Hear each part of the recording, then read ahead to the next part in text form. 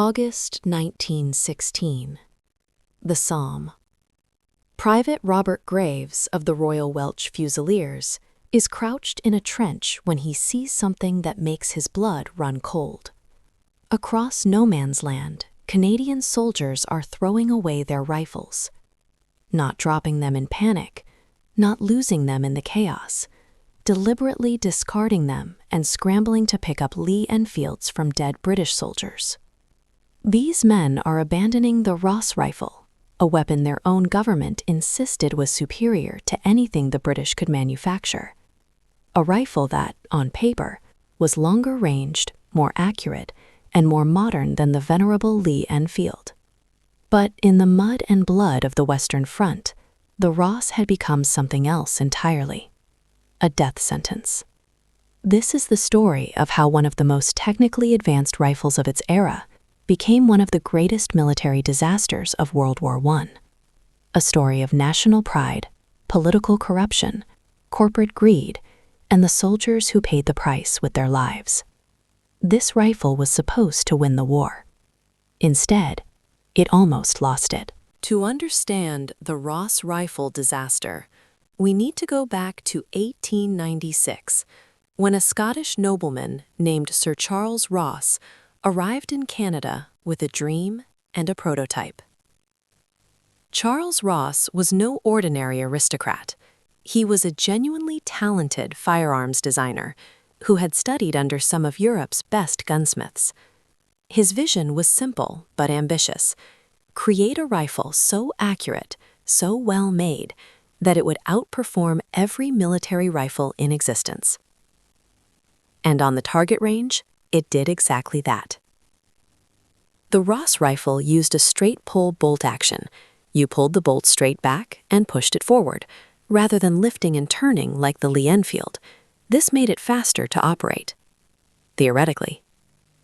The rifle also featured a longer barrel than the Lee-Enfield, 30.5 inches versus 25.2 inches, aperture sights instead of the Lee-Enfield's open notch sights, precision manufacturing to tolerances that were genuinely impressive for the era.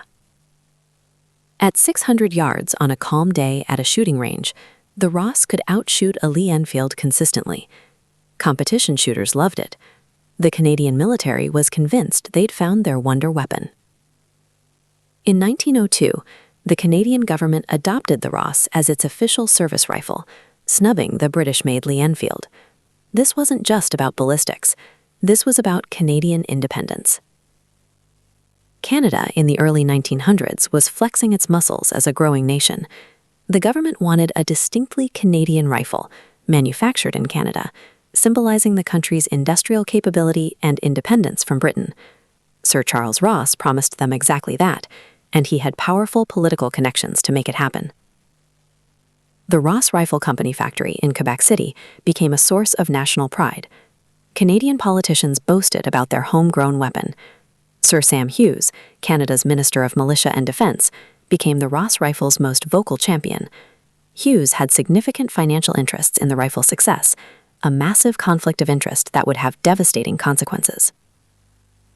But there were warning signs from the very beginning. During trials, some military officers noted issues. The rifle was heavy, about a pound heavier than the Lee-Enfield. It was longer, making it awkward in confined spaces. And that straight pull bolt, while faster in ideal conditions, was more complex, with more parts that could fail. But these concerns were dismissed. After all, the Ross was more accurate. That's what mattered, right? Then came the real-world tests. The Boer War had ended, but Canada sent observers to various conflicts around the world. Reports came back that gave a glimpse of what was to come. In dusty, dirty conditions, the Ross sometimes malfunctioned. The straight pull bolt could jam. These reports were suppressed or ignored. Too much money had been invested. Too much national pride was on the line. The Ross Rifle Company had powerful friends in government. By 1914, when World War I erupted, the Canadian Expeditionary Force marched off to war equipped entirely with Ross rifles, 60,000 men carrying a weapon that would fail them when they needed it most. The Canadian troops arrived in France in early 1915, proud and confident.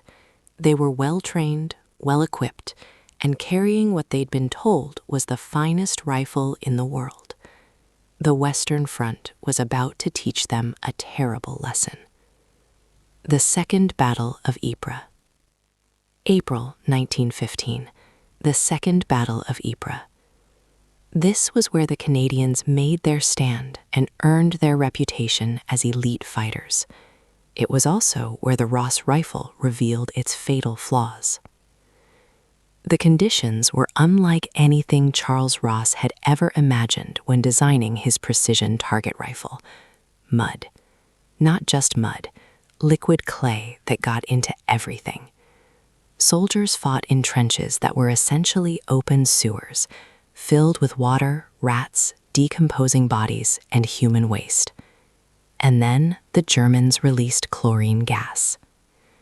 As Canadian soldiers fought desperately to hold the line against the first major gas attack in history, their Ross rifles began to fail.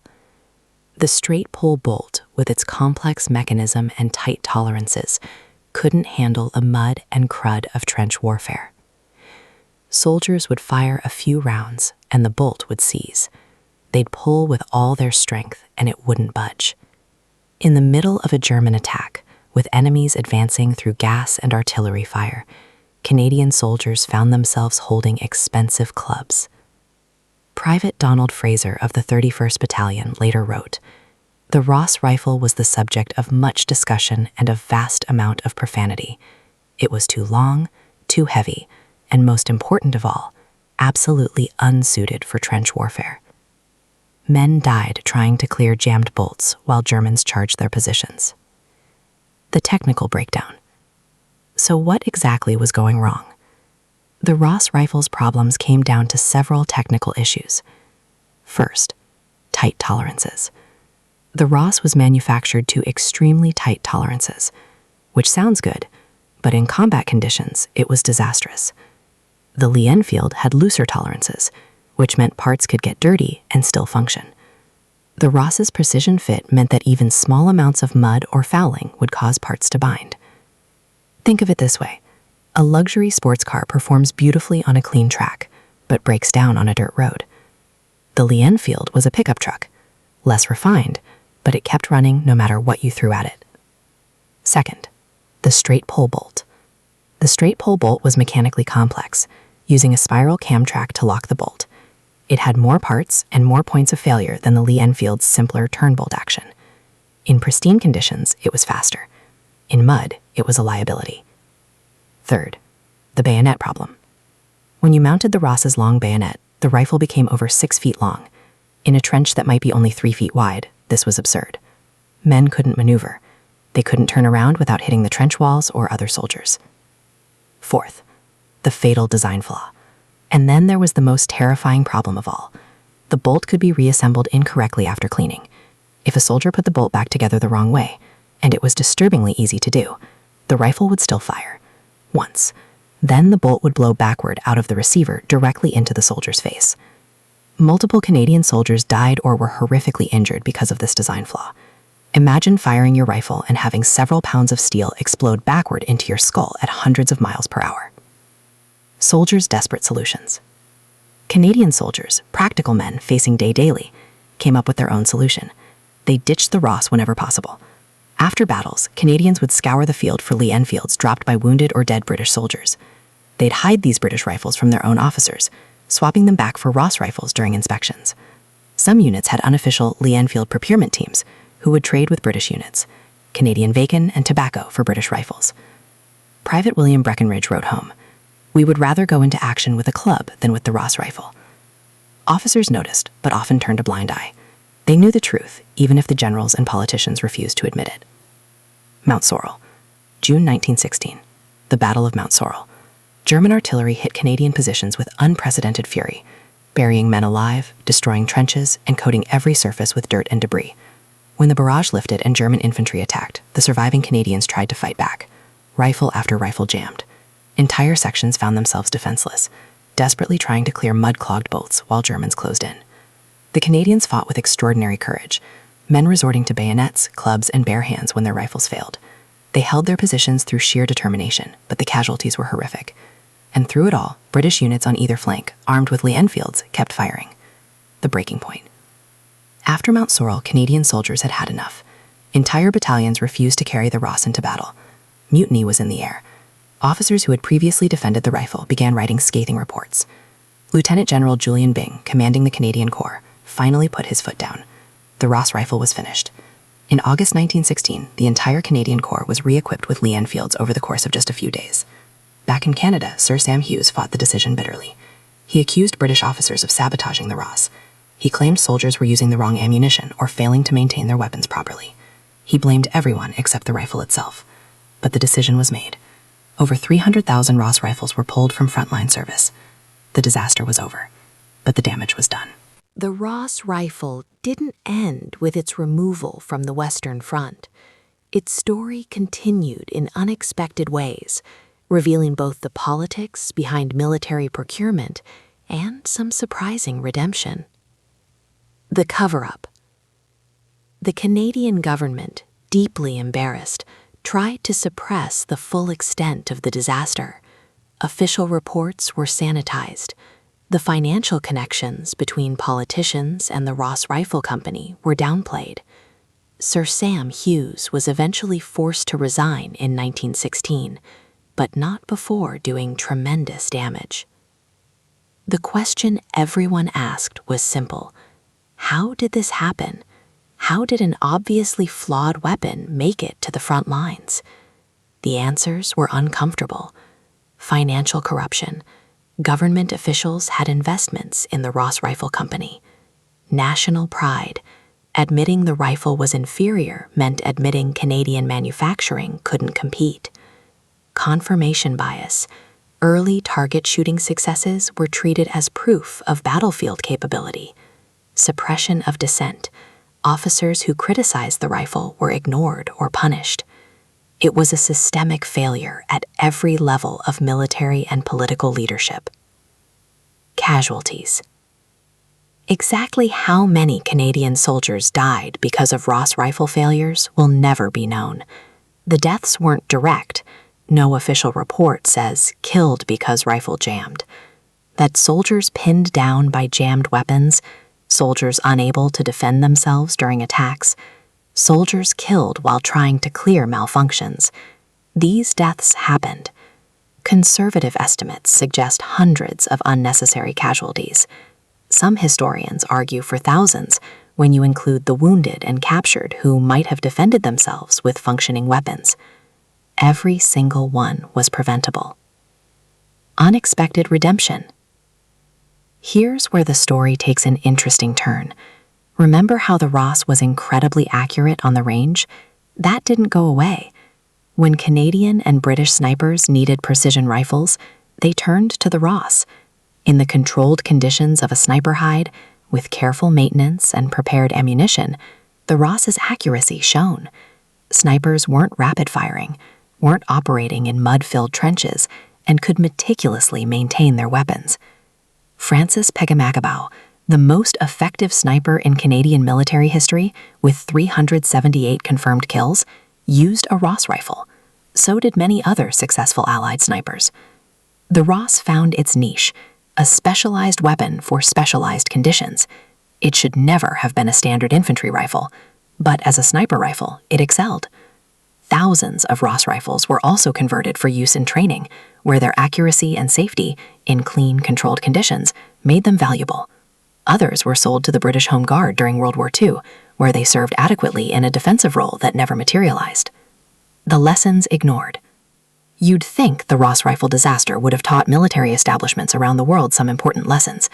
Real-world testing must include worst-case conditions. Target range performance doesn't equal battlefield effectiveness. Political and financial conflicts of interest have no place in weapons procurement. Listen to frontline soldiers, not politicians and contractors. But these lessons weren't learned. Similar procurement disasters happened again and again.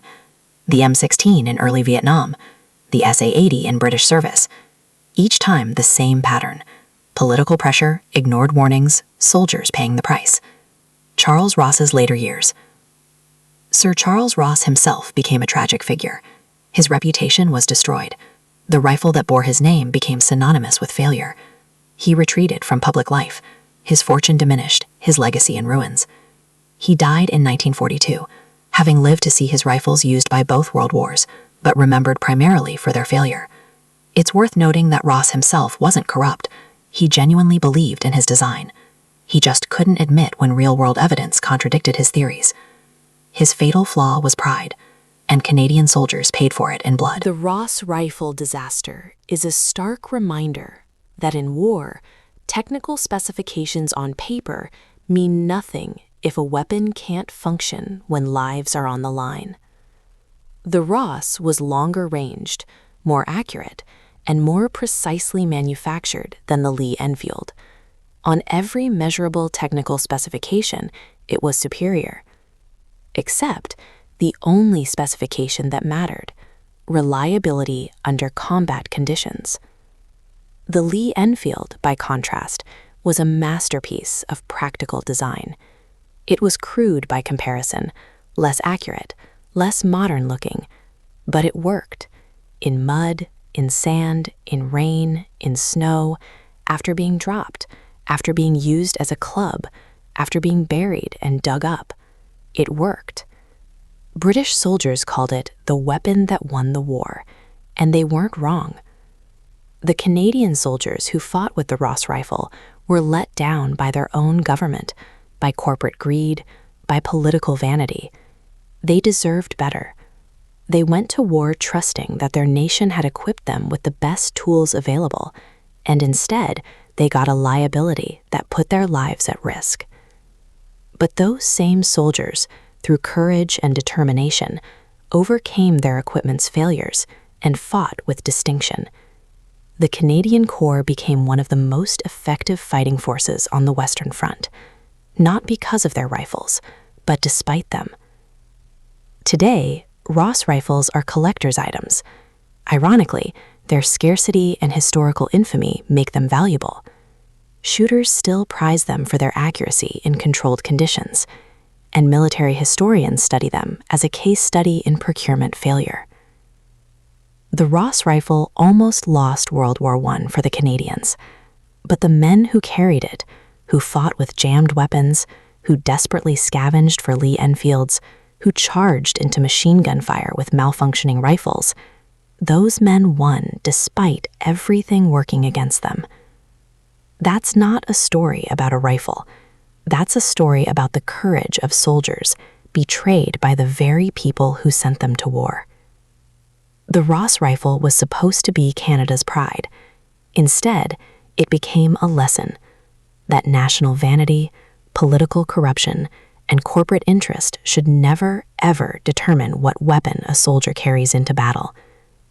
Because when the shooting starts and the mud flies, soldiers need tools that work, not tools that look good on paper. Smash that like button and subscribe for more secrets like this. See you next time.